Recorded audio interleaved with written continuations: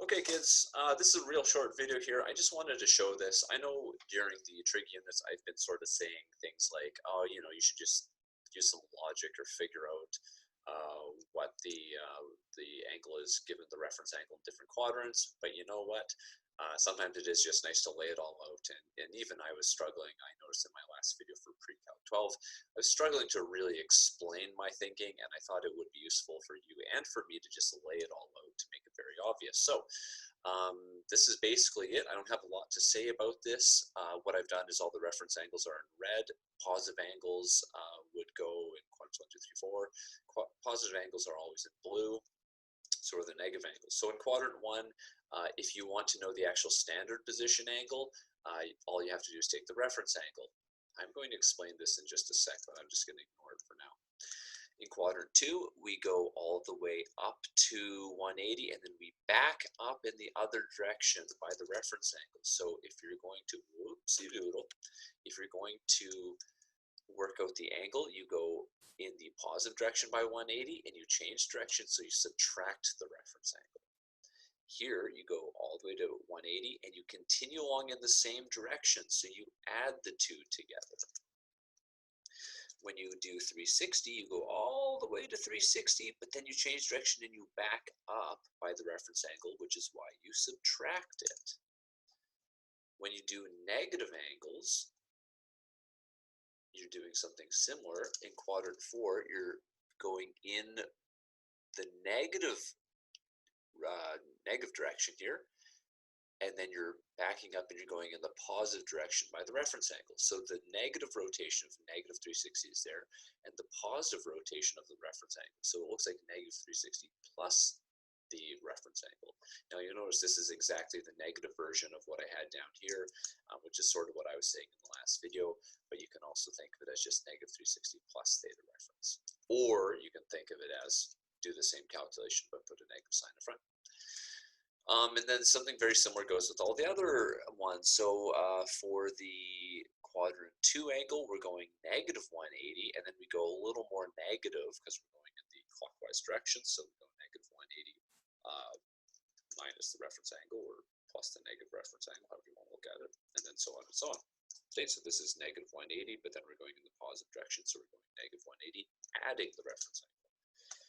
And of course, for the last one in quadrant 4, the standard position angle is equal to the negative version of the reference angle. So keep in mind, reference angles are always positive. So we're always considering just a positive quantity there. Okay, why do I have this plus 360 and I have this minus 360 over here? And the answer is very simple.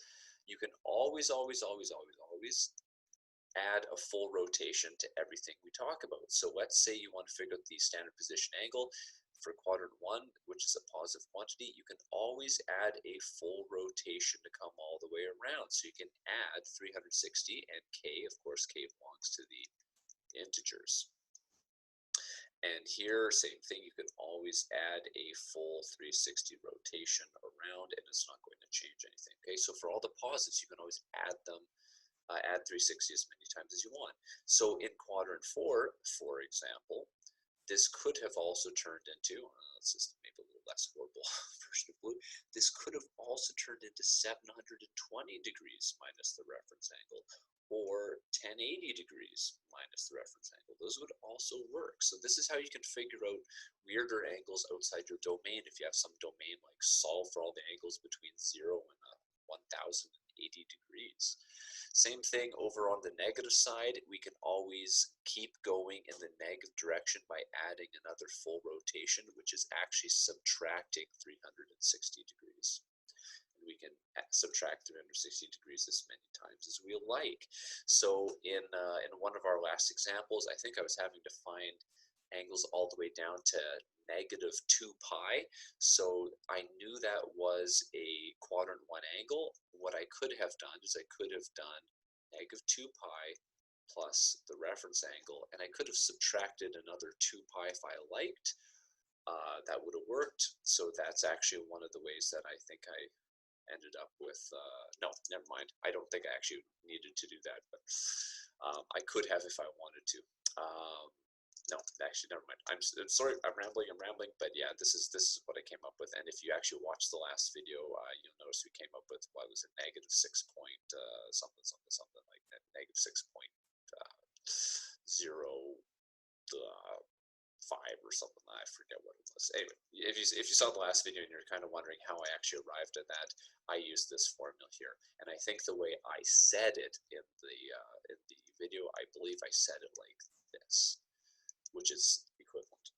Anyway, I don't know. I hope I didn't confuse you more, but I thought I would just lay out all the different formulas there, and it could be a useful thing just for people to look at. I'm going to erase all this other stuff just if you want to like screen grab this, or I don't know, maybe I could turn this into like a printable PDF or something like that, just as a reference for people to understand how you can work out the angles in any quadrant for knowing the reference angle for both positive and negative directions. Okay, that's it.